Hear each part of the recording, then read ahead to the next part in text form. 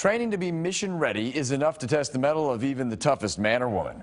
I got to experience just a fraction of that challenge and was the only local journalist to be part of a special training exercise. First step in becoming a sailor is looking the part.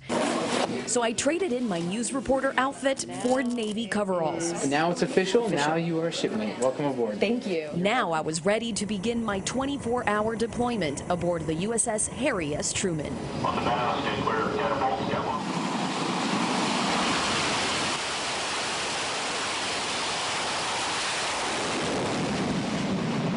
It's complicated precision choreography. Every step, every hand motion, and every detail matters. It has to, because the slightest mistake could cost a life. But these men and women have mastered this dance. Meet the sailors of the USS Harry S. Truman.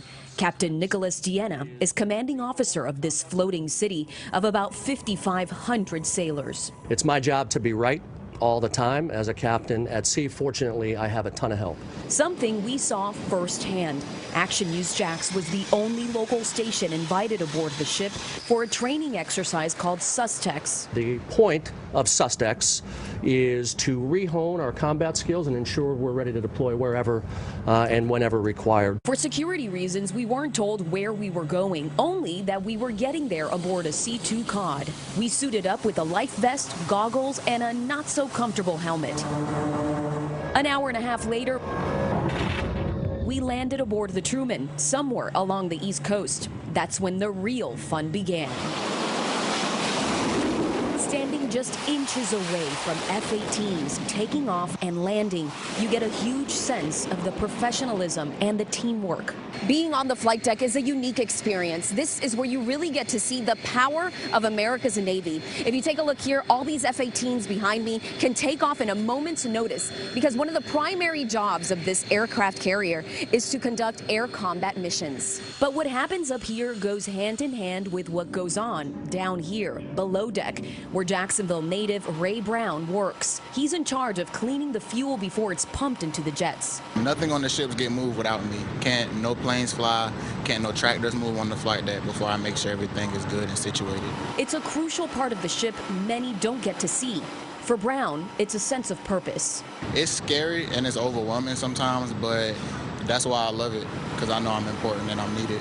But it's not all work aboard the Truman. Sailors get to unwind, even meditate, and some exercise. There's even a Starbucks and a post office on board. We spent 24 hours on board with our local sailors all day and all night. This ship and her crew are in constant motion because the mission never stops.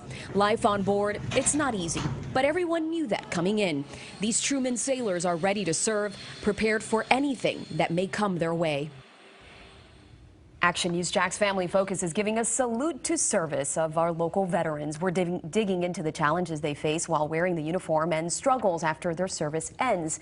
That's Thursday night at 8 on CBS 47. What an incredible experience. And I think that there are very few things in this world that are more impressive than landing and taking off of an aircraft carrier. What was that like? A lot of people don't get to do that. And they were telling us that this is a really unique experience. And we actually missed the wire on the first landing, which is called a bolter.